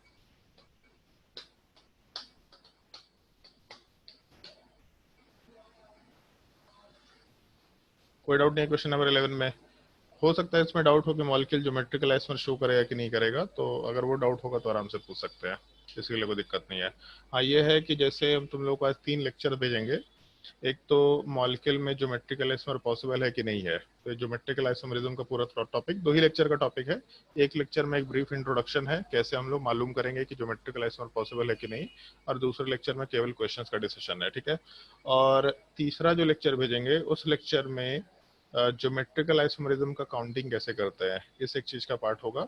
इन तीनों लेक्चर्स को खुद से देख करके सीखने की कोशिश करो, और बस लेक्चर देख लो ताकि वो चीजें रिवाइज हो जाए। मेरे हिसाब से उसमें कोई दिक्कत नहीं होना है, फॉरवर्ड कर करके आराम से देख सकते हैं। फास्ट मत करना है स्पीड, क्योंकि फास्ट करेंगे तो मेरे बोलने का स्पीड ही नहीं पता चलेगा तुम लोग, ऑलरेडी हम तेज बोला करते हैं, ठीक है। तो इसलिए आराम से नॉर्मल स्पीड पे देखना, लेकिन फॉरवर्ड कर करके देख सकते हैं। अगर कहीं पे क्वेश्चन वाला पार्ट आएगा तो खुद से ट्राई करता हूँ तो उस चीज को कंसिडर कर सकते हैं।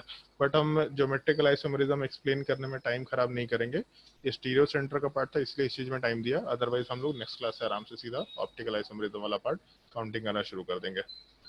तो अगर किसी को कोई डाउट है तो आराम से पूछ सकता है क्वेश्चन नंबर 11 में। इससे पहले वाले किसी क्वेश्चन में अगर कोई डाउट है तो भी पूछ सकते हैं, कोई दिक्कत नहीं है। और नहीं तो फिर हम लेक्चर का लिंक भेज दे रहे हैं तुम लोगों को। बताओ अभी कोई डाउट है? सर कितना स्टीरियो सेंटर हुआ 11 में? क्वेश्चन स्टीरियो सेंटर 11 में 0 लिखा तो यहाँ पे 0 stereo sir centre. Chiral centre है ना किसमें? 11 वाला पार्ट, 2 हाइड्रोजन डबल बॉन्ड है। कायरल सेंटर नहीं है, अब ज्योमेट्रिकल आइसोमर भी पॉसिबल नहीं है। इसका मतलब जैसे वहां पे जो कंपाउंड दे रखा है उस कंपाउंड वाले पार्ट में क्लोरीन और ब्रोमीन है, हम लोग उस डबल बॉन्ड के लिए बॉन्ड को स्विच ही नहीं कर सकते, क्योंकि पीछे रिंग से बंधा हुआ है वो चीज। तो जब स्विच नहीं कर सकते तो मॉलिक्यूल ज्योमेट्रिकल आइसोमर कहाँ से शो कर सकता है? और कायरल सेंटर है नहीं कहीं पे, क्योंकि उसके लिए sp3 हाइब्रिडाइजेशन चाहिए। तो इसका मतलब कायरल सेंटर नहीं है, प्लानर मॉलिक्यूल है। और प्लानर तो नहीं है एक्चुअली में, लेकिन फिर भी मॉलिक्यूल में प्लेन ऑफ सिमेट्री निकल के आ जाएगा उस क्लोरीन ब्रोमीन वाले प्लेन को अगर हम लोग कट करें तो आराम से प्लेन ऑफ सिमेट्री निकल के आ जाएगा। तो ऑप्टिकली इनएक्टिव कंपाउंड है, ज्योमेट्रिकल आइसोमर नहीं शो कर सकता, मतलब जीरो स्टीरियो सेंटर आराम से कंसिडर कर सकते हैं। शायद से इसी लेक्चर में होगा। हाँ, ये एक चीज है जो ढंग से सुनना थोड़ा तुम लोग मेरे हिसाब से। इसी लेक्चर में थोड़ा आगे का पार्ट है जिसमें हम लोग कैसे स्टीरियो आइसोमर्स को काउंट करते हुए काम कर सकते हैं, उस चीज का बहुत प्रॉपर एक्सप्लेनेशन हम देते हैं। मतलब कॉइन के टॉसिंग से, जो क्लास 10th में पढ़ते हैं तुम लोग, कि 10th क्लास में कॉइन को टॉस करेंगे तो कितने पॉसिबल आउटकम्स है, उसके थ्रू हम लोग इस चीज को एक्सप्लेन किया करते हैं। तो हम कहाँ तक के लेक्चर को तुम लोग को सुनना है, बस लेक्चर सुनना, ताकि तुम लोग को वो चीजें रिवाइज हो जाए। वो चीजें ऑलरेडी तुमको आती हैं तो मेरे हिसाब से कोई दिक्कत नहीं होना चाहिए। बोलो भाई, अगर कोई डाउट है तो फटाफट पूछ लो। चलो, अगर डाउट नहीं है तो आज के लिए क्लास पूरी करते हैं। हाँ बोलो सर। क्वेश्चन नंबर 3 एक बार निकालिएगा। क्वेश्चन नंबर 3 इसी में? नहीं, ऊपर। एक मिनट। तो मान लो एक कॉइन था, केवल 2 रुपए का, स्टीरियो सेंटर वाले में देख सकते हाँ हैं सर। कि पार्ट पे आते हैं, करेंगे करते हुए उसके। ये बताओ सर इसमें स्टीरियो सेंटर तो 4 है, लेकिन n इक्वल टू इसमें कितना लेंगे? n इक्वल टू 3 लेंगे, क्योंकि एक ज्योमेट्रिकल सेंटर है वहां पे। तो अगर ज्योमेट्रिकल सेंटर है तो उसको हम लोग n इक्वल टू 1 काउंट करेंगे। जैसे जब हम लोग काउंटिंग करते हैं ना, तो काउंटिंग करने वाले पार्ट में जैसे मान लो एक डबल बॉन्ड है, तो जैसे ऐसा समझ लो, मान लो एक कैरल सेंटर है, तो एक कैरल सेंटर में क्या क्या कॉन्फ़िगरेशन हो सकता है, बताओ भाई। अगर एक कैरल सेंटर है तो क्या क्या कॉन्फ़िगरेशन हो सकता है?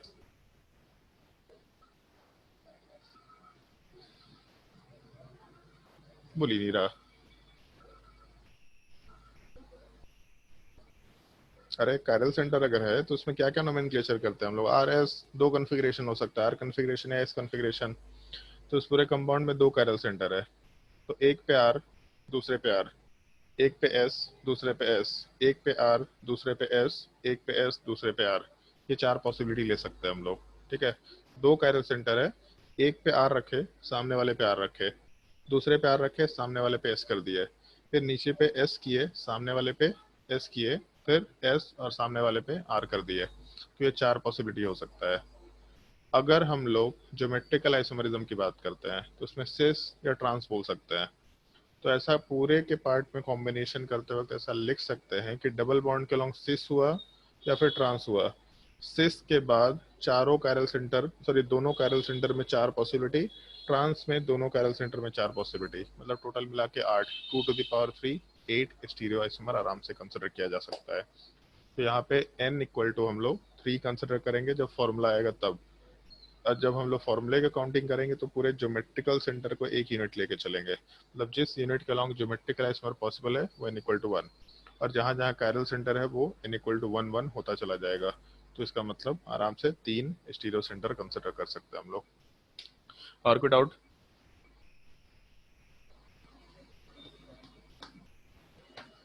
बोलो भाई जल्दी, और कोई डाउट?